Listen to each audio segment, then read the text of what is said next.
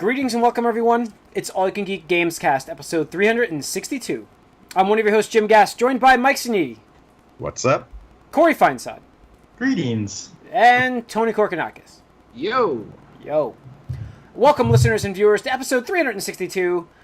We are in the first day of Tokyo Game Show, so we don't have a lot of news yet. We're hoping they get more released. We were just talking about that before we started hitting record. But we do have like a couple things to talk about from that today. And maybe if we have time, we can get into the fall preview of November, December this year, because we talked about September, October already for games. So we'll see what we can get into here. Let's kick it off with Toys R Us. How about that? I had to put this on here. I didn't know where to put it. Could have gone on movies, I guess, but Toys R Us makes more sense here. Yeah, Toys R Us filing for bankruptcy. They filed for bankruptcy, actually. What am I saying? It's done. That company. But, is it Toys R Us and Babies R Us the same entity? Because it seems like Babies R Us is like killing it. Babies R Us is more profitable than the Toys R Us. I would just imagine, because like they just keep like just taking over Toys R Us. Well, babies always need clothes, and kids probably don't have toys as much. That's the thing. Like kids aren't playing with as many toys. Like I mean, I can tell you from my nephew. My nephew does not play with toys. He plays video games, and he's 8 years old. Yeah. So I mean, because the thing is, like, honestly, like you look at some of the prices of toys, like, I mean, I on and off, collect some Lego sets or Transformers that catches my eye. But like, the thing is, they're expensive as shit. Oh, yeah. Like $15 to $20 for a decent one. Like, I could buy a video game, like a greatest hits or whatever you want to call it, for just about the same amount, and you get like near infinite replayability. Depending. That's the thing. Lego, like near infinite replayability with a Lego set too. Well, maybe, but imagination. Yeah, but you can't play that with your friends as easily online. No, and like you gotta look at it this way. Like it's $60 for a Lego set nowadays with like you go to Star Wars Lego, but I mean the shelf space too. Just like the amount of room it takes up in your household is a lot. Plus, have you stepped on a Lego? Yeah. Have you stepped on a Lego? Hurts a hell of a lot more than stepping on a disc. Unless you break that disc. Yeah. Well, okay. Yeah. But it's like $50. Yeah. But yeah, so that's not good. It's bad. It's sad news actually. Toys R Us was like my childhood there, but I have memories of like super exciting to like just see it or go in there. But even like this part of the cyclical nature of these things is like this demand like goes down. Like toys aren't as good as they used to be either. Well, there's a lot that are brought back out. I would argue that they've brought a lot of the old toys back out. I mean, Teddy Ruxpin just hit the shelf. The like about foot tall like special edition like dolls that came out when Star Wars reissue came out in '97 and stuff. Those ones. Like, nothing has been like that ever since. I think most of the toy sales now are toy collectors. Expensive, but they weren't super crazy. Yeah. And it's like, they were for collectors, but, like, kids also could play with them. Like, you could buy them that way, too, if you felt the need. And, like, there's just not stuff of that quality anymore out there, I don't think, in, like, normal toy store shelves. Yeah. Well, I think the problem with Toys R Us is just... There's too many competitors out there. It's an outdated model. You can't have a special. I would make the argument that all retail stores are an outdated model. I mean, they're all good. They're all in trouble. Yeah, but I mean, if you're gonna go to a toy store, you could either go to Target and Walmart and have like your shopping for your food and get a toy for your kid, and at the same kid, you got everything there in one stop, and that's what really is killing like these specialty their prices stores. are gonna be cheaper. Yeah, like that's the thing is like, Toys R Us are consistently priced higher than most other chains unless there's like a sale or a clearance. Like I know if I go to Target or Walmart, like the deluxe models of Transformers are probably going to be about $9.99 for the most part. Depends on the season. You go to Toys R Us and like that same toy is going to be $14.99. It's like I'm paying a 33% markup for fucking no reason other than to step foot into a fucking store that hasn't been updated since like 2000. Yeah. So I'm just surprised though. Like Toys R Us and Babies R Us are going into bankruptcy. Because I always thought Babies R Us was killing it. They seem to be like. I thought it really was. Well. Will remain open, but they are in bankruptcy. I still like remember the days of like when I would go to Toys R Us as a kid. It was like literally Christmas whenever we decided to go. Just I remember like I don't know, just the video game section just had this allure because they had like gotta get those tickets, man. Yeah, the tickets. and just like it had like glass cases for displays and stuff, and it was just like awesome because you're like, oh man, look at all this variety, and you know, as a kid you're like, I'll never be able to play all these video games, and now it's just like, yeah, I don't even. I mean, back in the it's just like in that console wars book they talked about, you know how major and like how impactful Toys R Us was to like they always got the biggest orders, they always got the most stores stock and stuff. So one of the guys I follow on Twitter, Daniel Ahmad, he's at ZHuge EX. He's a pretty big analyst and stuff like that, and I can't find the tweet right now, but he said something like back in around 1990 or so, like Toys R Us was the #2 video game retailer in the country with like whatever percentage market share, and these days it's like not even a full percent, I think, or barely more than a percent. It's kind of sad. I mean, I don't think of Toys R Us at all when I think of video games anymore. No. I mean, I remember buying my Nintendo 64 at Toys R Us and like getting the ticket, going like, oh, go over there to pick up your thing, and you had to go to like a different section where they handed it to you. It was, I mean, I used to work at Toys R Us back when I was in high school, and I remember because we had this stupid ticket system, and this is the season when the PlayStation 2 came out. I remember like printing out the tickets for the PlayStation 2 system that we got in, which is barely more than like probably 10, going to the station and like putting the tickets in the sleeve of the PlayStation 2, and then walking back, and I had literally people like running after me, and I'm like, oh my god, like this is disgusting. And then I remember actually some dude physically threatening me to sell him a fucking PlayStation 2. I'm like, I don't have any. Like literally, I don't have any. If it was allowed, I would take you back into here so you could see that there are no damn PlayStation 2s. But yeah, crazy shit. Yeah. So, all right, let's move on to other news. Epic Games accidentally enables cross-network play on Fortnite that's between PS4 and Xbox One users. This was over the weekend, right? Interesting mistake, I would say. I like Phil Spencer. Phil Spencer says he wished they left it on, obviously, but Sony, no comment, I guess. Yeah, I mean the technology's there, and we all said before, Sony's the one that's going to block it. I mean, it's not even that they're blocking it; they're preventing it's there. They're blocking it. Well, it's there in the games. No, it's on. They had them turn it off. Yeah, so I guess that's a block. They are blocking it. Yes, but I mean like blocking it, like firewall wise. I think of blocking, but it's not. Like they're just telling them like cease and desist kind of thing.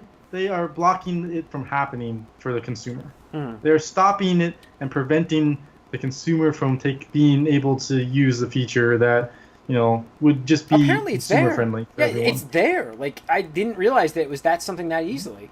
Like it's in that. Apparently, game. I mean, and like even like the Rocket League devs said, we could do it, no problem. And it's like there between PC and stuff, and it's there between Xbox and PC. But I mean, obviously, because Sony says no. Obviously, it won't work for every game, but for a lot of games, this would work. And we've talked about this before, how great of a feature this would be. And it's all like on the server side base too. I mean, it's like that's the real thing. It's like Epic built it, so like they're all talking to the servers, and it just so happens the servers are the same place, I guess, and they forgot to like implement this one little code. Like, oh hey, whoops, hey guys, you're all playing together. Yeah, I do like that mistake because it let people experience that. I think that's really cool to hear. Like, I think that's awesome. Granted, maybe it legitimately was a mistake, but the gates are open. I hope it was like let's just flip the switch and ask for forgiveness. It's like it definitely let people go, this is really cool. Now the talk's back in the news again because it died down, and now it's back. Well, it's funny though because people figured it out and they weren't cool with it. What was happening because they were like, what the fuck? These people are like teaming up and you can't be doing this shit. Like, and they like this guy was trying to spam like him like BM messages, and he couldn't because he wasn't on Xbox. And he's like. So then he opened up his PSN app, and he's like, holy shit, this guy's on PSN? What the fuck? That's amazing to figure that out. Yeah, that's amazing. I was wondering how they figured that out, so... It's cool news, though. Hopefully people put the heat on Sony again. Yeah, because they don't have the incentive because they have the install base advantage. Yeah. Just wait a couple months when... Nintendo's moving right now, and that's why I wanted to mention real quick, is like, Nintendo stock's now at its... not all-time high, but highest since 2008. And their system is selling very well, competing with them. 5% since Tokyo Game Show. Yeah, I mean, it's doing very well. It really is. Oh, and they had that... First of all, First of all, that prediction, come on. 130 million, was it 130 or 120 million consoles by 2020? 130. 130. In 5 years? No. Yeah. So normally I would say no, but reading into it, there's news that they're re-entering the Chinese market using Tencent. And But they need, for people who don't know, that Tencent, they need they are quality of like hardware. one of the largest companies in the world in terms of video games. Like they are insane. Oh, They're yeah. the people that own like Riot Games / League of Legends. They have fucking money. So they get like another factory to manufacture these things? I mean, that's what I'm wondering. Oh yeah, I'm sure. Well, I mean, if they're making them in China to sell in the Chinese market, because the thing is, like, they're a little different, so they're definitely gonna have to do something different. I'm only talking about like supply. I'm not even talking about if the supply theoretically is there. Supply is gonna get easier, Jim. Not gonna get harder. Yeah, supply gets easier.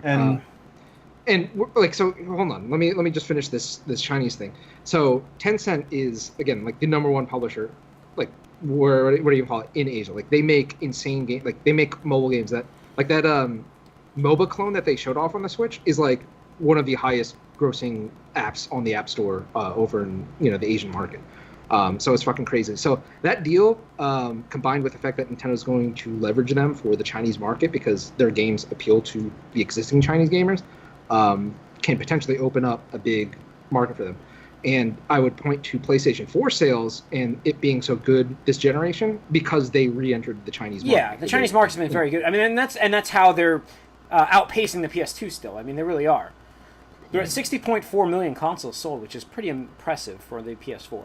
Right. It's a great comeback for them considering the PS3 days, which still sold very well. But yeah, so I think 130 is still definitely high. Worldwide, it's still Xbox high. 360. It's still high. 100 million consoles, I think, is in the. It could be there. 85 between 80 and 100 is something that you could say they can hit if they keep growing the way they're growing. So I don't know, but it's very good to hear, and that's just tying that in with what we're talking about with cross network play. Yeah. Forcing Sony to play ball might be competition's a good thing. We've talked about this, Yeah, and absolutely. this is why. So if Microsoft can't provide the competition, at least somebody else can do it. Right, and then you just look at like the Nintendo the successful systems they have, and especially if you look at the handhelds, like the 3DS. I mean, that stumbled out of the gate. It really did. I mean, we talked about like I didn't even own one. Free games because you got 10 free games. Shit show it was. Right. And that system, because Nintendo literally threw everything at it, price drop, rushed like high quality software to the market. It's on course to do 70+ million units, and that's with a weak American market, just because the iPhone, Android market blew up. So Switch is on trajectory to outpace the 3DS right now. So I mean, 70 million to me is like kind of like the floor. But you look at how many revisions the 3DS had. I mean, you had the 3DS, 3DS XL. The 2DS, The new 3DS, and a new 3DS XL, and now you have the new 2DS XL. I mean, like, you look at all those revisions. Plus all the freaking special special Metroid, editions. Zelda, Marios, and Yep, exactly. Pokemons. So, and I mean, the Switch is just tailored for that. I mean, I'm still standing by my statement, but this time next year, we will have another iteration Dude, of the freaking Joy-Cons are gonna, the custom Joy-Cons have to start, rolling out. Dude, I mean, they're just dipping their toe in the water yeah. now with the Just fucking colors. just rip off Microsoft entirely with this. Get that design Well- lab together and Oh yeah, I guarantee you we see that. And I mean, they're kind of already moving towards that market. I think I posted it in Slack a couple of weeks ago, but I think it was one of those quiet days. In Japan, actually, when you order from the Nintendo website, you can actually choose the color of each Joy-Con you want your system to come with. yeah. So they're definitely heading down that path. And I mean, we're not even outside the first year, and there's already, the grays, the red and blue, like neon blue, neon red, the neon yellows, neon green, neon colors. pink, Yeah. Mario red. So I mean, that's 7 colors right in the first. We're not even outside the first year. Yeah. I guarantee you, there's probably going to be a Zelda themed one at some point. Probably a Metroid themed one for Metroid Prime 4 next year, Jim. But the thing is too is I mean, you even look at their Switch Pro controller, and they're doing so many variations of that. They've already done a Splatoon one. They're doing one for right. They're doing one for Xenoblade. So again, they're probably just going to do it for everything. It's just Yeah. printing money. Merchandising. All right. Which, by the way, those fucking Mario Red ones look freaking sick. I might have to get them somehow. Because the neons are okay, but I don't the like Mario Red. colors. Yeah. Of what? The neon or The neons. I'm not a big fan of neons. Yeah, I'm not a fan No, of we neons. haven't. No, You have the neons, Jim. No, I thought you meant the yellows. I didn't like the neon yellow. I'm talking about the neon colors in general. Oh, I like my blue and red. I have my the opposite thumbsticks now with those grips you gave me. Now, since we're just on the subject, since you have the neon colors, Jim, and I know you said you've brought it to like your work to like play it on lunch. Yeah, I was playing a little bit of Mario today for that. Yeah. Yeah. Do people ever come up to you and like identify what you're doing, like just based on the colors with the marketing or anything like that? Has anybody said anything to you? It's in my office. Okay. It's in my office. So. Oh, okay. So you wouldn't have an opportunity. Okay, I got you. Because I brought it to my work a couple times and played on my break and lunch, and people have actually come up to me like, "Oh, you playing the Switch?" I'm like, "Yeah. You want to play like around a Mario Kart, I guess, or something like that." So it works. But cool. There you go. You're not invited to any rooftop parties yet, though. Not yet, but there's no rules really. Is that Amanda? What was her name? They called her something like that. God, what was her name? Nancy. Yeah, maybe it's Nancy. We'll go to Nancy. Or no, Karen. It was Karen. Karen. All right, let's talk about Capcom. Giving them their light of day. Why? We're giving them power if we talk about them. All right. Did you say, Jim, like, to name it gives it power? I'm not naming that one game, but I'm just telling you that, like, this is bullshit what they did with this collector's edition. This, first of all, what they did with MVC Infinite, which is now out, it's getting okay reviews. The fighting system, they say, is pretty good. But the character selection, first of all, we're never going to see X-Men in this game, which, is ridiculous. Because Wolverine has been one of the most popular characters to be played, and so is Cyclops and Gambit. I disagree with you. I think we do see it because there's going to be I think that this is going to be a lukewarm reception, and sales are probably going to be down, and they're saving the X-Men to be like, bam, DLC pack, pick up this fucking game finally, guys. Like, here you go. The first DLC pack doesn't. I mean, it's got Venom in it, but right. I know, but I'm just saying, like, in 3 months, 6 months, for a long time. Yeah. That collector's edition, though. The 180 that they pulled, the old switcheroo on the collector's box. Now, what was shown was a bunch of rocks that had glowing orbs, and maybe you wouldn't get the glowing. Yeah, they look like gems. Gems. They look like gems. Chaos emeralds. They were supposed to be Infinity Stones, and what you end up getting, it looks like. And I don't know if you've seen this yet. You can go online and see this, but they look like Easter eggs from like Target. They do. They look like plastic eggs. They do have like that marbly swirl in them, but it's hard to see in the pictures. But it's still nothing like what you saw in the pictures of the collector's edition. Yeah. Imagine if they put that on the box and you open it. Oh my god. I mean, that's the thing. So I just had to mention that, and the game itself like looks pastel colors. The artwork just looks so bad. They in this literally game. look like Easter eggs. I mean, it just goes with the artwork. The artwork in this game looks like shit, and then you can associate this with it and too. Again, like I was saying before, I would love to play this game, and like I love the Marvel vs. Capcom series, but I just don't want to look at it. No, I don't want to see it either.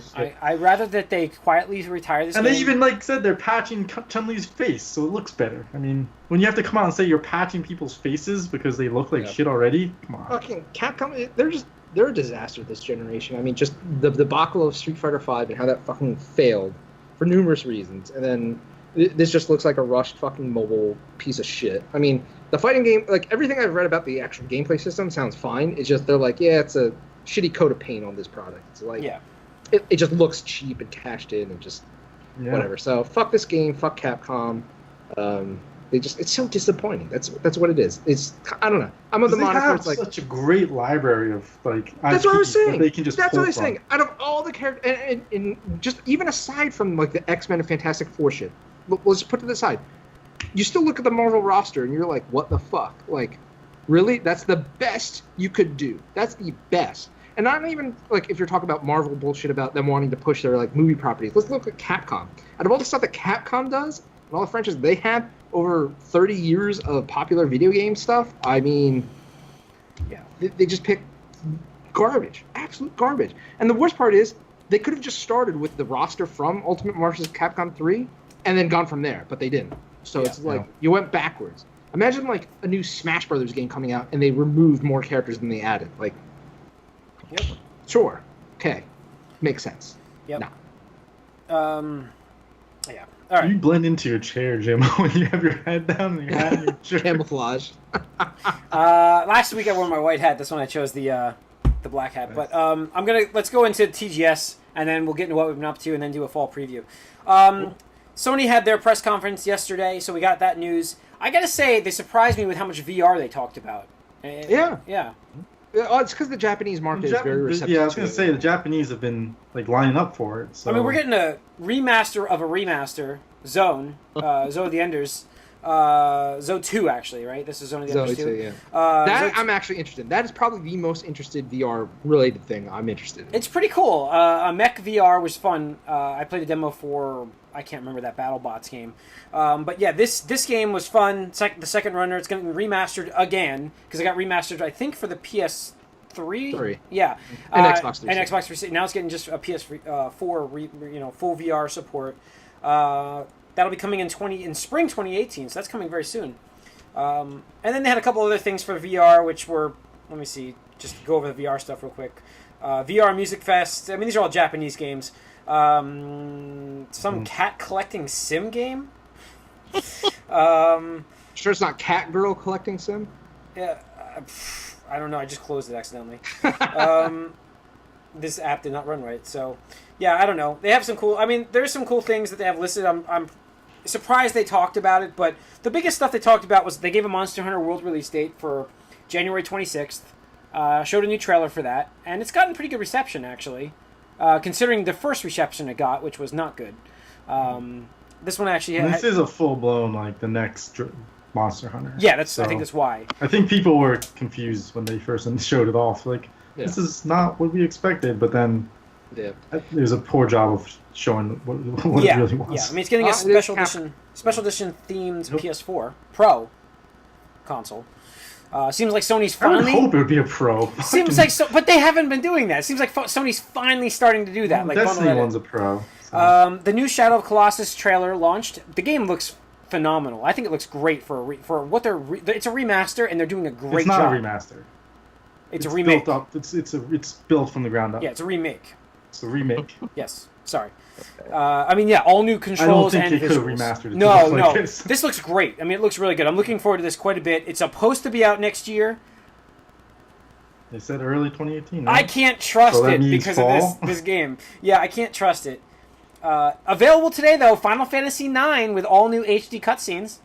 That's pretty cool. And that's great. Available today. I don't remember Final Fantasy IX. I don't remember liking that one. Here's what happened. What? With 9. I don't remember liking that one. I don't remember it. Okay, here's what happened with 9, for those wondering. You had 7, then you had 8, and then 8 people got upset with.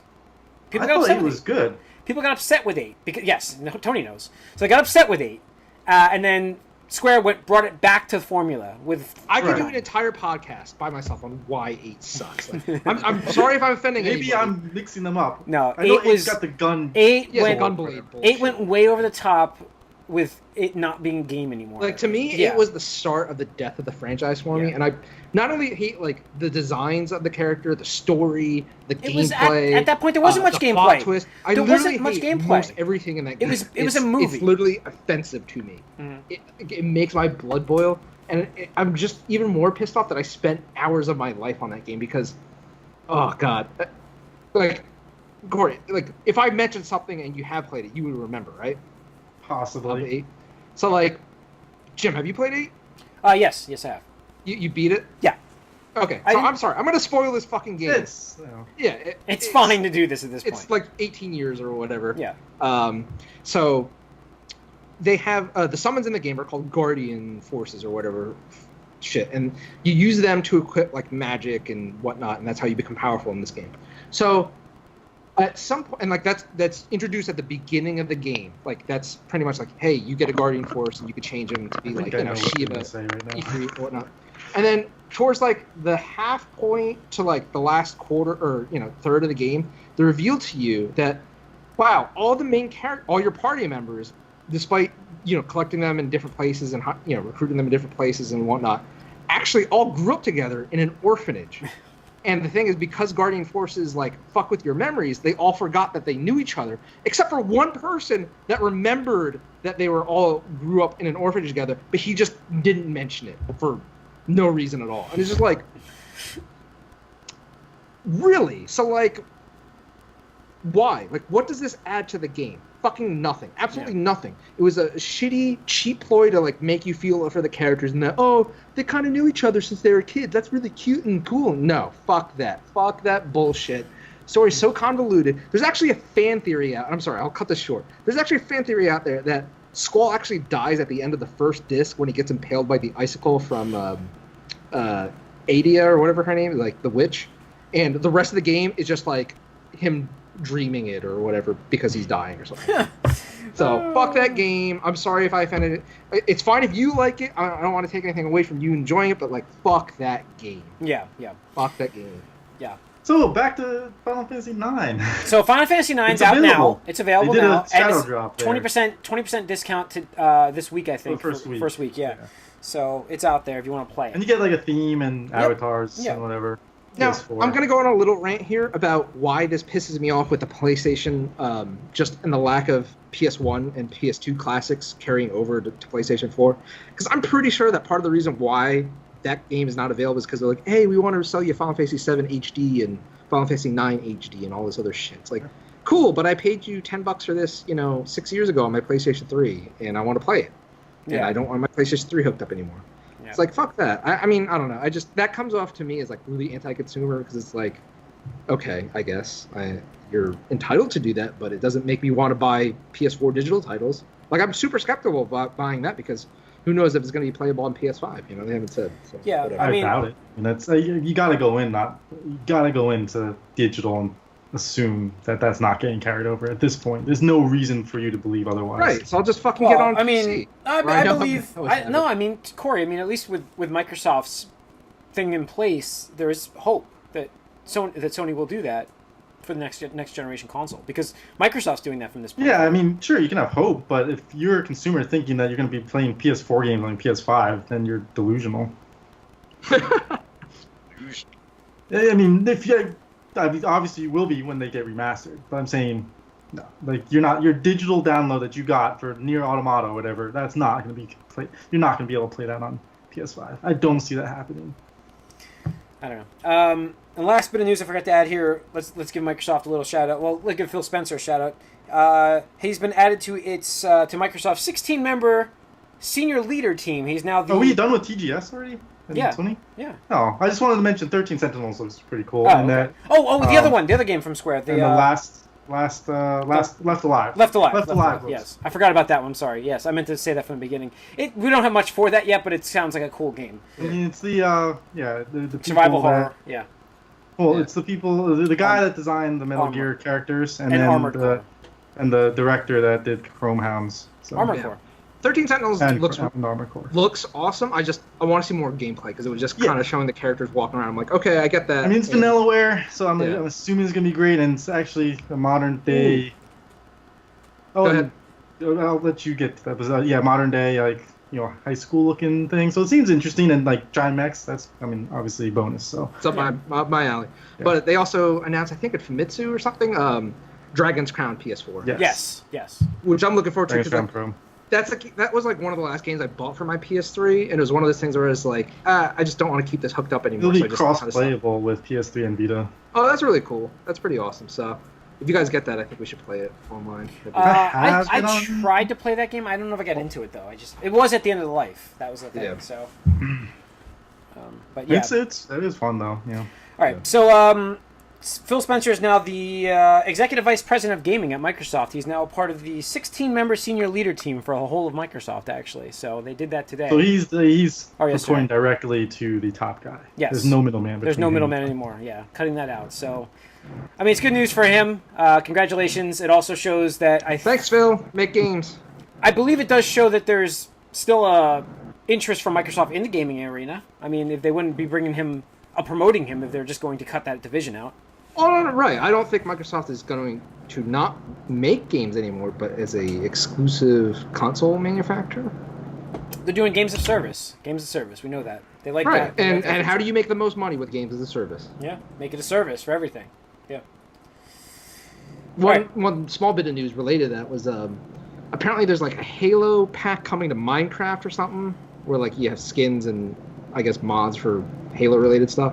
But somehow people asked somebody, it was like, hey, is this going to be on like the Switch? And they're like, yeah, anything like it's going to be on anything that supports the Play Anywhere initiative for the Minecraft thing. So it's like all these troll articles came out. They're like, Halo on Nintendo Switch, and it's like, come on, like this is like the lowest form of journalism these days. Like, come the fuck on.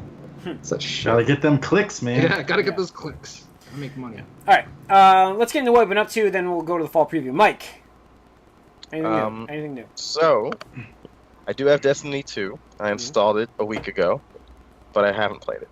I haven't brought myself to want to play it, I guess. I don't know. I got it, and I don't really feel compelled to play it. I've been playing a little more Sonic Mania, some Injustice 2. Black Manta's out in that, playing as him. He's a pretty good new character. And even went back to some Rocket League. And so I'm doing all these sort of like short form type of games that are like quick on and off type things. Like all these games are short, and I don't feel the need to go into like a big like single player or whatever you would consider Destiny 2. But I'm not ready to jump. I am soon. I'm going to maybe in the next day or two, I think. But every time I sit down to do it, I'm just like, oh, I'll play these other games. So that's what's happening right now. And I'm curious to see what you guys think of it so far now that you've had about a week of it or more under your belt and see some real impressions of this game. So maybe I could get excited about it or not. I did listen to the conversation you guys had last week. I wanted you to add your input. I was fair. I have to say, you guys like know enough to be dangerous, but don't know enough to like speak accurately about what this is. So I'm like listening to some of the things. I'm like, that's just not accurate. But then at the same time, there are things that you're saying that have some truth in them. So I just want to throw that out there because some of the things weren't quite like. There are controversies and there are things that this game is lacking, obviously, but. To say there are certain things I have to call you out on, Jim. Just the shader controversy has nothing to do with competitive edge. That's just cosmetic. So it has nothing to do with competitive edge advantages. There are ways to buy things that can give you advantages, but that's mostly in PvE because competitive does not count your light level. So they're all on an equal level playing field. So there are. So wait, ways the equipment that you buy in the game doesn't have like stats on it to give you the better stats for the combat for PvP? So there are ways to get things if you buy it, but it's going to take you just as long. Really? Wait, you taking my move? I did just steal that move. No, because I know that's the case. Like I know that's I'm not not saying that's not the case. I'm just saying to throw it out there. What you said last week was inaccurate, where it's a shader controversy that gives you better stats. It's not accurate. So I just want to clarify that. Okay. Shaders was incorrect. Yes. There's two controversies, right? Gotcha. And again, the competitive edge side of things is, I would say, it's not like that big of a deal because before you beat the game, you're gonna have better stuff than what you can buy. So next question I actually have for you, because I made the statement last week, and it is a slippery slope though, and that is something that you have to acknowledge. Talking about slippery slope, that will change gameplay. Remind me to talk about this. That slippery slope. Just remember that when we get to me. I'm reading a book. So the enemies. Are there new types of enemies? Depends on what you consider types. Because that's what you want to say. There are. Are you pressing the B button a lot? Spin, spin, spin, spin, spin, spin, spin, spin, spin, spin. That's all you're doing. Like it's. Are they the same? They're the same models. It is the Cabal. It is the what are those flashy teleporting in dudes? Because they're in. I just got to them with the Thralls. There's all those kids. The Taken. Thank you. They're there exactly the same.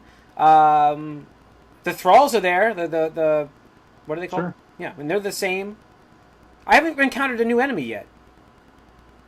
No, I mean the races are all the same. They're definitely they definitely could have used another enemy race for sure. That's what I was complaining about. Okay, thank you. But there are different games, like the enemies act differently. They do act differently. And I'm not saying that the AI isn't. I'm not saying the AI isn't better. And they have different types of enemies within those races. So it's not like, I'm not saying that you're wrong, Jim, because you're absolutely right. but I'm just saying that there is variety there where When- you're saying it wasn't. So. Yeah, but when I'm killing, like, and maybe I haven't experienced it yet, but when I'm going through, I'm killing, like, I just did a mission on my own, and I'm killing things. I don't notice that there was a different type in And that's fair, and that's absolutely fair. so. So, am I the gonna other like thing this game or not? It depends. Yeah, listen, Like, I'm not Jim's- even then.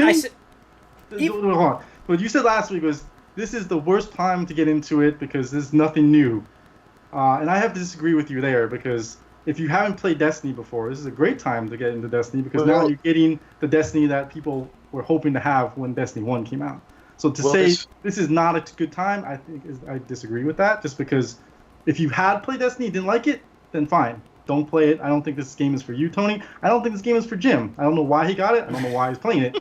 But I just like. All right. This is not his game. Because I am the voice of reason in Destiny now. Voice Somebody of reason. has to do it. Like I am playing the game and I'm experiencing the game and I'm not a fanboy. He's doing it for the listeners. Yes, I'm doing it for the podcast. For you. Sure to listen And to just, it. all I'm saying is, And I'm not saying I'm not having fun. Like when I was on, all I'm saying, Jim, is you shit on this game and way I will. before you got And it. I will continue to do so. And you shit on it when you got it, and you're just talking shit on it now. Yes, it's like, that's I will fine. continue Why to do so say it? because it's a legit. I can have these gripes. I can do this, and I can Yes, still. but you've already predetermined your thought process on what this game is going to be. And I think the thing with I am Destiny sorry is the if game- they confirmed what I and was I'm not saying. trying to argue right now because everyone's entitled to their own opinion. I'm just saying the game, I think, does a great job of giving you what you want and giving you what you put into it.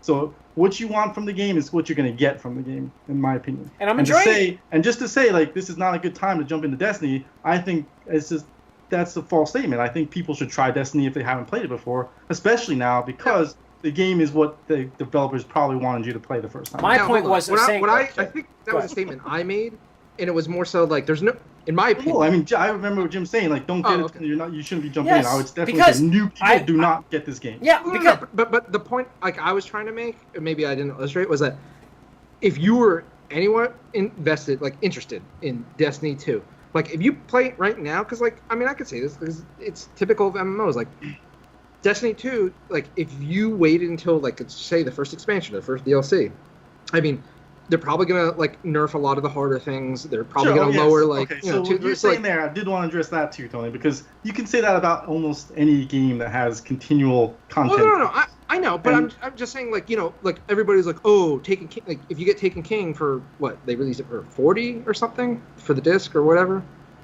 50. Yeah, How much? Right, Yeah, it's $40, I think. For right. But like, I mean, whatever. like somebody that was Whatever. just jumping in at the Taken King was at a clear advantage than somebody started like from Destiny. and 1. I wouldn't say they're at a clear and thank advantage. you, and thank you for You don't bringing up think the so? point.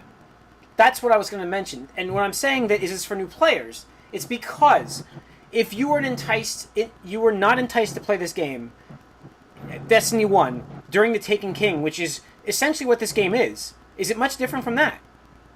I'd say so. I haven't gotten that experience like that. I just haven't. I don't know, think it's but different. At the same time, like, It's the same I played exact a lot run. of Destiny, so it's like for me, it's like if you played Destiny, you got that experience. It is Destiny. I mean, it is a sequel to Destiny. The gameplay, the core mechanic of Destiny hasn't changed. You're getting Destiny. But if you've played it a lot, you definitely see the little things that they've done. It's quality of little life things. It's the little different- things. That's my point. Like, Yeah, and that's- if you weren't and that- enticed and to play, that's why- if you weren't enticed to play the game during Taken King, I don't see a reason to be enticed during Destiny 2. That's my fine. point. That's what I said too. I said if you So- don't like Destiny, why would you get into this game? That's absolutely true. Thus I'm the- saying when you're saying new people Yeah, shouldn't. that would be new just said- people. I said new people to Destiny should play this. They should try it out. So if I If you haven't played played, Destiny, no, that's fine. You know what Destiny is. I'm not saying So- hate. I'm saying new players. Why would this be enticing to them if it wasn't before? You're saying new players that have played Destiny, Joe. I'm saying new players that haven't played Destiny. That's what I'm saying. If it wasn't enticing to them before, why weren't they playing Taken King before? Why? I'm saying people need to try it, Jim. I'm saying there's no if they Well- weren't interested from Destiny Taken King, there's no reason to play Destiny 2. Okay, I disagree then. So here's the question I have, because I didn't play Taken King. I played Vanilla Destiny though, and I liked it enough. I'm very when I curious to see how you when remember I it. go You back could have and a good think opinion here. about what I enjoyed about the first Destiny. It's mostly the PvP because I was disappointed in the story, Well, they've and I done- liked the PvP a You- bit because that's the Halo style stuff that I remember. from the old days. So I like that. Like, Bungie has done a fantastic job of integrating the story better into this game, make it very cinematic, and you know what's going on in the game. Like, it's not a great story, but you know it's very cinematic, and it's good. It's a decent story, and it's much better than it was in vanilla Destiny. It'd be like new and interesting for me, right? It's Because I gonna didn't play the Taken for you to King. play this game as a vanilla player, you're gonna be it's a different game for you. It's completely different than when you played it. All right, well that's good, I guess. Yeah. We'll see. People And who and the thing that you said earlier too, like last week, Jim, like you didn't know what to do. Like I find out like maybe because you play Destiny, you kind of have an idea of what's going on, but the tutorials for me kind of got in the way, and I was trying to skip through them because I already knew what was going on. Well, I didn't know where to go once I got had to grind. I had to grind for that level. I mean, 11. when you open your map, stuff's flying at you, popping up. Sure, but like I didn't know what else to Know what to do. Well, that's what I mean. You don't really know what it is. Yeah, that's what the whole point is: exploring and figuring it out. Yeah. Okay. But I'm just saying, all I'm saying is, I think for people that haven't played Destiny, now is a great time, and especially like because if you do jump in earlier and you do have, and there are actual rewards. I think you mentioned there, like, what's the point of going sooner? You do get rewarded for being like there first or having it from the start, and there are in-game things and like physical stuff outside the game. Like I have a T-shirt that showed that I did stuff within a certain time frame. I have a T-shirt too. Yes. I mean, so it's pretty neat. Like, they do reward you for being there at certain points in time. Anyways, so all right. Anything else you played besides Destiny, or?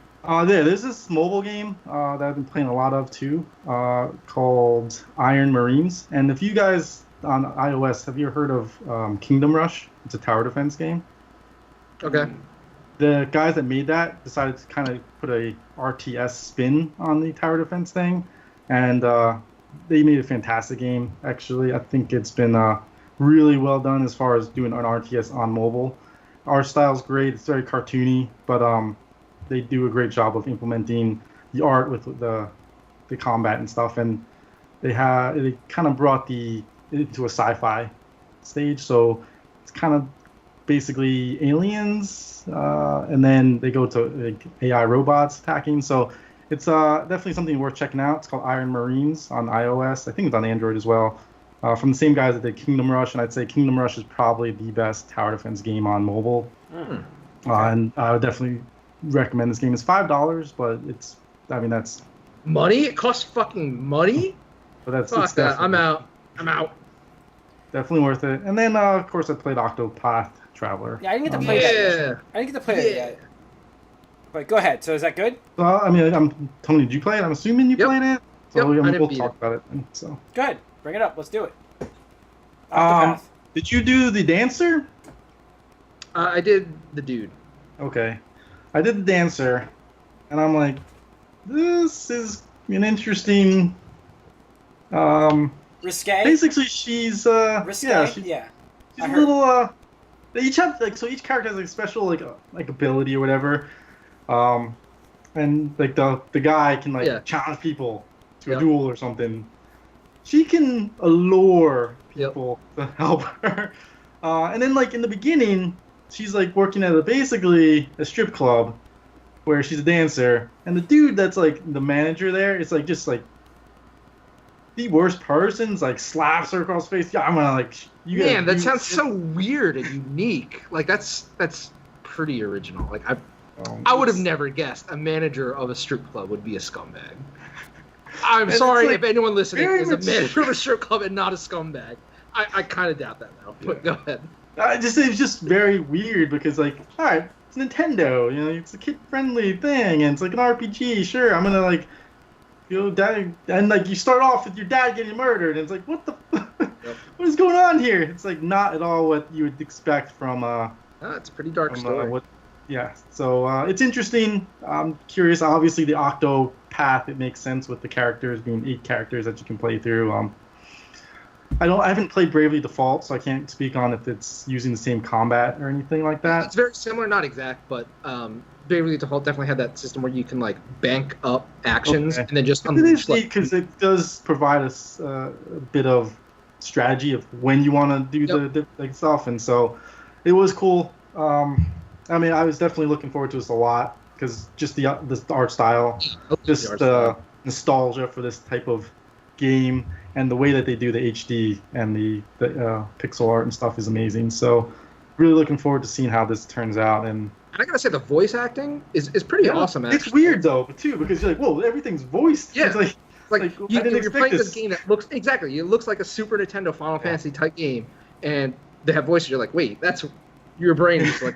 I was like, that's This not isn't right. supposed to be happening. Exactly. Cool. Yeah, And you then- expect them to just be like, go, and then you read the rest of the thing. Like, Yeah. The soundtrack is so awesome too. Like the music that plays when you select a character, like one of the characters to choose. I just like listening. I got for to see that, songs. like, during the preview for that game, during the Nintendo Direct, like, the text was very questionable. Yes, like, they so I definitely- saw that. Yeah, Yeah. I saw They that and I was like, definitely oh, emphasize. wow. Yeah. So Nintendo actually sent out a survey if you downloaded and played the demo, asking for feedback on behalf of Square Enix. yeah, I was So- like, whoa, how did they know? And I was like, oh, obviously. Yeah. So, hopefully it's a big push because I'd love to see more traditional RPGs on the system. Yeah, that'd be awesome. Oh, apparently Square Enix, speaking of Square Enix, they're hiring people for a new Nier game. Yeah. Good. All right. So Tony, maybe that'll come soon. Tony, anything else you played? Yeah. So I played a little game. It's probably hard to see because of the lighting, but played the return of the original strong female video game protagonist. Bam! I got the amiibo. If you're not watching, I'm holding up the Samus amiibo. Mine's behind me. Definitely you looks got- you like she's actually going got- like this. Yeah, I but- can't resist Yeah, it getting does. the. It's like, fuck you. It's I like, can't fuck resist you. getting the Metroid and her. I mean, that was a Yeah. great set It's to like- get. It's like, you thought I was Zero dead? suit and, I lived, bitch. I lived. Stuff like that. But and then the Metroid one. Yeah. I'm so excited about the Metroid one because it is. I Squishy. wouldn't use the term squishy like they did, but it's definitely. I mean, you can't squish it. It's like a hard, like a soft plastic and stuff Yeah. like that. But it's just so awesomely detailed. And for Again, you listeners, he's showing the you really- amiibo. yeah, you really should check out the video on our YouTube channel.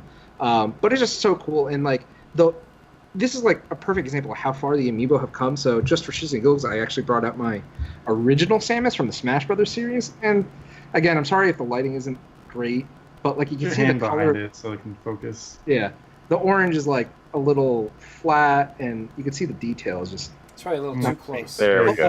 like, Yeah. But like you look at this, and it's just like night and day, like the quality of difference. Like And the just look at paint- her gun and everything. Look at the gun. I mean, you can see like the details in her boots. Mhm. It's just night and day. So it's just like, and these cost the same, but it's just like the technology for it.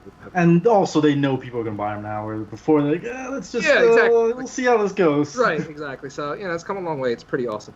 The game itself is. Oh, go ahead. I'm confused. I should know this. Is this game a totally new game or a remake of an old game? It's a remake of Metroid 2 on the Game Boy. Okay. And I would use the term remake fully because other than taking like the synopsis, the plot, and like, whatnot, everything about the game is new. Like, You know what's hilarious is the guys that developed this game also developed a Castlevania game for Nintendo. Yep. So they're the only company that's done a Castlevania and Metroid Yep. game. yeah, I think Castlevania company. And it's funny because you read developer interviews and they said after work on the Castlevania and Konami being shit, fuck Konami, just got to get that in there. They had pitched an idea for a Metroid remake to Nintendo. I forget who it was. The guy that does the Metroid series, I forget his name, Sakamoto, I think, flew out to Spain because there's a Spanish developer. And they originally pitched a Metroid Fusion remake for the Game Boy Advance. That's when the game was announced. And they were so impressed with the work they had done. They're like, okay, we'll definitely do it, but we don't want you to redo Metroid Fusion. We actually want you to redo Metroid 2 because that game is so old and is not. And it wasn't on anything it's but Game Boy, right? Right. It wasn't on anything but Game Boy. You'd probably get it on Virtual Console maybe, but it's just a bad game because not bad, but I mean, again, it's really hard to play these days because Samus herself takes like such a large portion of the screen. There's no color because it's Game Boy. It's super difficult. Like the map system sucks. Like it took me years to beat this game. You gotta as a have kid. the map, like you have to get a map printed and Yeah. then paste it next to you while you play so you can just God. glance in. Yeah, Yep, exactly. that's how, Um, I remember having to do that. But yeah, So I mean, this is technically a remake, but for all intents and purposes, it's a totally new 2D yeah, it's a Metroid game. totally new. I'd say more people have not played this than. Oh yeah, absolutely. Yeah, by far. But the game is really cool. Just I had I got questions with the developer when they were first announced because I tried the demo of the Castlevania game on the 3DS and it was all right, but I was just like, it's not my cup of tea. Had some frame rate issues and whatnot and stuff. But I think the experience definitely helped them make this game awesome because it's pretty smooth, pretty stable. Got some new moves too, right? Got some new moves. It's really interesting because Samus herself is a bit more combat oriented than traditional things. So, first of all, the most polarizing thing from what I've seen is you have to use the circle pad on the 3DS, not the direction pad. And the reason for that is if you press and hold the L button, you can actually have Samus aim in 360 degrees. Like she can, go from like one end to the other. And she has like a little laser dot sight so you can see where you're aiming at. So that's the reason for that. And in addition to that, she has a melee counter move where literally she just punches something, like uppercut punches something with her gun cannon. And if you time it right and you're successful, it like stuns the enemy and like it makes them vulnerable to attack and stuff like that.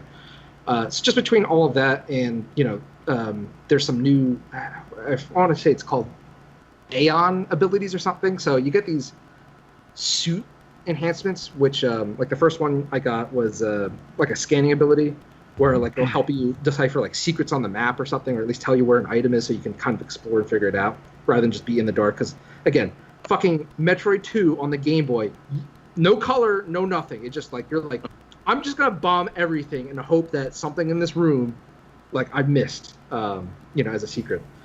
And I got another one that was like called Lightning Armor, which is completely new. It makes you invulnerable to like electric attack and stuff. But really awesome game, very addicting. I'm so happy that they made it, and really hoping that it's successful enough for them to make a new entry in the series instead of like just a remake.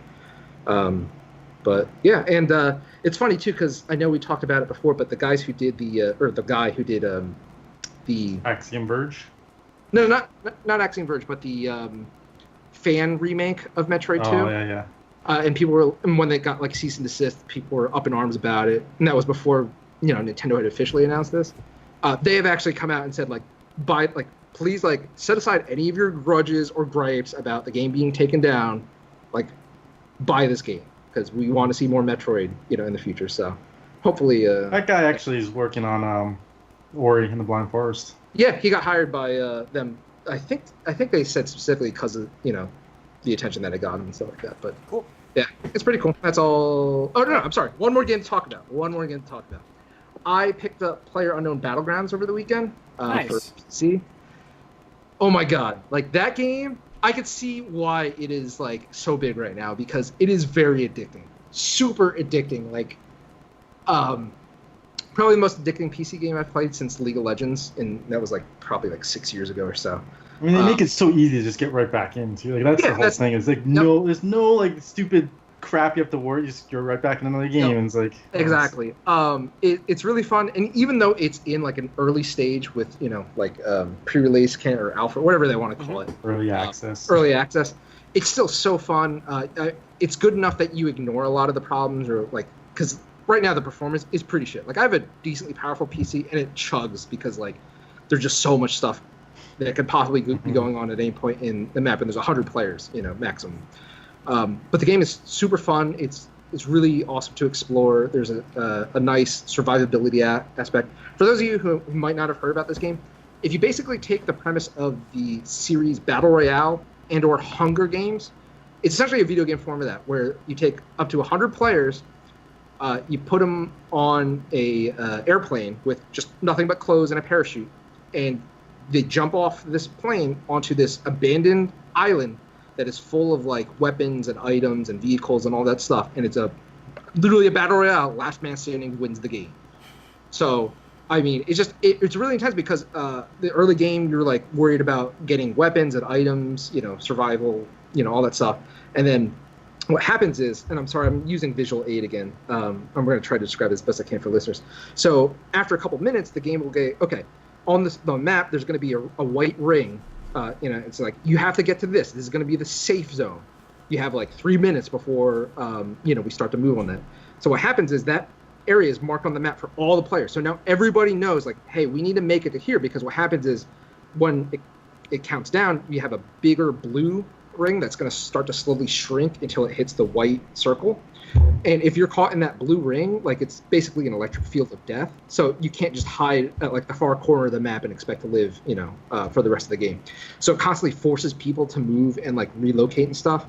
But in that there's a strategy of like, okay, well, I can position myself to pick off people that are going to the white ring, like the safe area and stuff like that. And then obviously as the game progresses, like the white ring will get smaller and smaller and smaller until it's like pretty much forcing people to get into encounters and stuff like that. Game is really intense. Buddha and I were playing last night. We're doing duos, so it's like teams of 2, and again, 100 players, so 50 teams.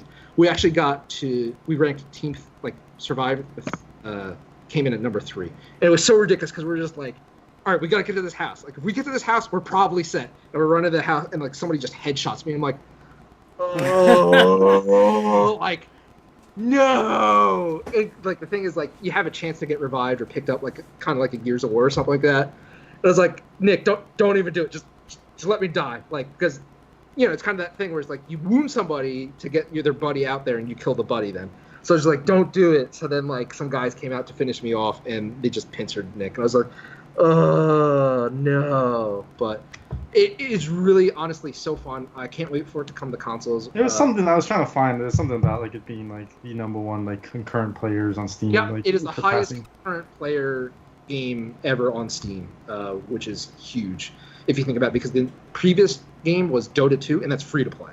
This game costs $29.99, so it's definitely huge. I would recommend people to try it if they can, or wait until it comes out on Xbox One, hopefully this year.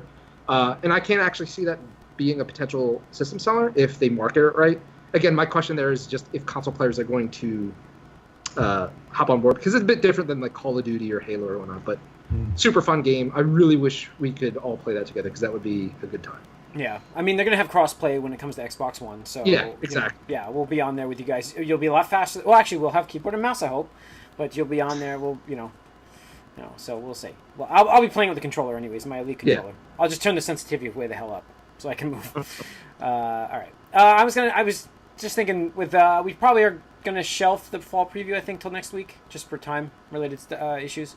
You already heard our September and October lists, so we have November and December to get to, which is, we've got a whole month, but so we'll do that next week. We just ran over a little bit with TGS news and stuff like that, so tune in next week for that. What do we have? I don't have anything to add for games, really. I mean, all I've been doing is you wanted to say something about Slippery Slope. Slippery Slope, I read the book. Thank you. So I was reading the Blood, Sweat, and Pixels. Yeah, Pixels. So I'm through Diablo, through the one after. There's a chapter on Shovel Knight that's really good, Tony. I can't. Yeah, I can't. So I got through the Diablo 3 chapter, which was interesting because that's like the first game that I. You haven't finished it yet? No, I haven't finished it. I don't know why. I keep like doing little chapters. I think I finished it in the first the weekend. It's really good. I just keep reading them in nice sections, and I put it down. Like I did start the next section, which is I don't remember. I forget what follows Diablo 3, but I'm halfway through. I know that it's just it is a quick read. I mean, you can get through the sections really quick. But reading about Diablo 3 and that whole we were talking about like the Slippery Slope and how they built the auction house behind. Which controversially may or may not have had good intentions or bad intentions. We can call it like it is. But like they talked about the way that game came out and what their plans were for that game. And first of all, Slippery Slope in terms of, like I said, putting that auction house in the game was a terrible idea. And they even realized that what was it? What did they fix that game? Reaper of Souls came out 2 years after? Well, yeah, but they changed the auction house way before that, I think. No, it was auction house went away. Just before the week before Reaper of Souls. It was the update before Reaper of Souls came out. Okay, I'm sorry. So they 2.0 and all that. Because it was so integrated into the system, they were. It was amazing. Like the guy that took over that game. First of all, the guy that left, they weren't even allowed to interview for the book. The Blizzard wouldn't allow that. Yeah. So the guy that took over was able to interview and talk about the fact that he worked on Diablo 3 quite a bit. He was doing the console game I don't want to tell the whole chapter, but it's really good. But he was working on the console game when he decided to take over as the lead director for Diablo 3, and the amount of shit show that it was at that point in time, and the amount of craziness they went through, he ended up just wearing down, like they basically wore down Blizzard's higher ups about getting rid of the auction house, because that was a tough thing to do at first because of the money making side of it, and it wasn't really written like that. But you can I don't think they play that up at all. I got that inferred from it, but I mean it wasn't written that way. But I got it from, like, he mentioned the fact that, like, he was afraid to bring it up in the meeting, and then he, like, basically just said, why don't we get rid of the auction house altogether? And the guy's like, I think that's a good idea at this point, let's do that. You know, that's essentially what he said. So, I mean, it talks about, like, I'm just thinking about Slippery Slopes as in terms of, like, you want to make a sequel to a game that's grander, and then you also have, like, budgets. And we're talking about AAA games and how expensive those are and how long they take to make. This game was 10 years in the making, and they basically their eyes were too big for their stomachs, and that's what happened with Diablo 3. So it's like, I don't know. I'm just worried about Slippery Slopes, because, like, I've read that with Diablo 3, and now it's coming into Destiny 2, and it's the same idea. I think I see it as the same with idea. Destiny 1. Yeah, it Right, came but in it's right at the getting end. worse with Destiny 2. Yeah. And that's the thing is, this is I what don't think it's to. worse. I think it's the same right now, but it's still a slope that you have The to climb. shaders You thing can was slide not part of Destiny 1. What kind of You were reusable shaders. like pay to get anything was there in Destiny 1? up. Sober, you can get, a whole bunch of shit with emotes. Okay, right. Is there more or less in Destiny 2? There's less right now What? because there's Really? not as much stuff. Yeah, Shaders? absolutely. In Destiny 1, there's way more because there's just way more content. But right No, now, I'm just saying what they're planning. Like, yeah, okay. So Like, wait, you don't- but the same You section. don't think they're gonna over monetize Destiny 2 compared to Destiny 1? No, I'm saying right now we're starting off small, but Right. it's not. It's going to grow bigger than what Destiny I say 1 it's is. So it's not- going to Fine. get worse. It's We going acknowledge to. this. Okay, thank you. Absolutely. That's- It's only that's all smaller because there's less items. That's all. It's just That's more. what I just said. But it's more. We're all But agreeing. it's covering more categories now. Okay. It is. I'm Yes, saying it's it's yes, going- it's going to get bigger. Going to get It's worse. covering more categories, which means it's already bigger in my mind. So I mean that's the thing. So I don't know. It's a great book though. Again, that's what I've read that. I've read 2 chapters actually. I can't remember what the other chapter is. Shoot, damn it. Halo Wars. Halo Wars. Halo That was Wars. 4. Stardew Valley I was done with. That was a great chapter. Diablo 3, and then Halo Wars. So I'm still halfway through that chapter. I'm not done with that yet, but It's really great to. There's no reread. Bioware one in that, or was there? they have a Mass Effect chapter. It's at the end. No, it's not Mass Effect. It's Dragon Age. Oh, it's Dragon Age. Okay. I thought it was Mass Effect Andromeda. They don't No, do Mass too Effect soon for Andromeda. that. Oh, Yeah. okay. I thought you had Andromeda. Okay, it's in The last Inquisition. chapter is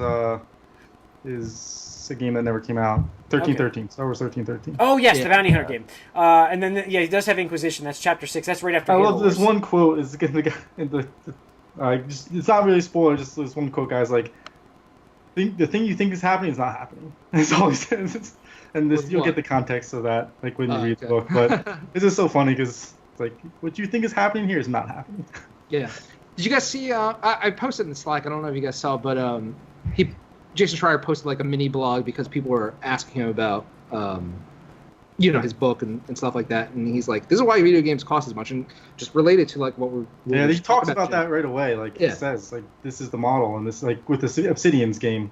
Yeah, Like, that's the first chapter. $10,000 a month, right? Was it what that's Per their- person. Per Per person. per person. Per Oh. person. Yep. So like, I mean, games which we talk about like require. It's not like dozens anymore. It's hundreds. Like these The AAA Shovel Knight games. chapter's really good though, especially Oh my if you're a God, fan yeah. of Shovel Knight. So. Yeah. I want to get to that. I can't wait. I'm going to get through this book. I'll probably bear down and get through that for next week. But yeah, I mean, I played a little Mario Rabbids. Just again, I'm taking that in almost same approach as this book. I'm taking it in small chunks. Like the story wise, there's nothing immediately great about the story for it. It's quirky, it's zany, but I have fun with it because it's Mario inside of like an XCOM style game. So, I heard World 3 is a pain in the ass, and that's where I might get people got frustrated with World 3. So I'm Interesting. gonna get there soon. So I'm a little bit I'm wondering. So. Anyways, that's really it. Besides Destiny 2, I've played Destiny 2, and like I said, I like the game. I just don't see why, if you haven't played Destiny before, you're going to play this now. That's all. That's all I meant before. So, anyways, so I I don't wholeheartedly see. disagree with that. I don't see the point of why. Okay, whatever. We don't Can need we, to get into can we that. not? Can we We don't table need the to- Destiny yes, talk till yes, maybe yeah. next week? I just threw that out there. Just wholeheartedly disagree, and like Jim can like we all have our own opinions. So Yeah. All right. So that's going to wrap up episode 362. Write us podcast at allyoucangeek.net. Let us know what you think of Destiny 2 if you're playing or not buying it. Let me know why. Let us know why, because I would like to talk to Corey about why. I want to know if you've never played Destiny. we're Are done you- with this, Jim. are you interested? We're done. Just email us. Let us know, listeners. I'm talking to the listeners now, Corey. I'm not talking to you. I'm talking to the listeners. Listeners and viewers. Write us a comment during the video, YouTube. If you're watching this on YouTube, write a comment for it. Follow us on Twitter as well. You can tweet at us about it. We want to know what you think. Tune in next week. We're going to do the fall preview. I'm sorry we didn't get to it. We did this last time. We just, time-wise, we have time, though, this time, so we're okay. We'll get to it next week. TGS news next week as well. Moviecast again next week, so tune in. Thanks for watching and listening, and Zombear. I almost said Zomdragon, but it's Zombear.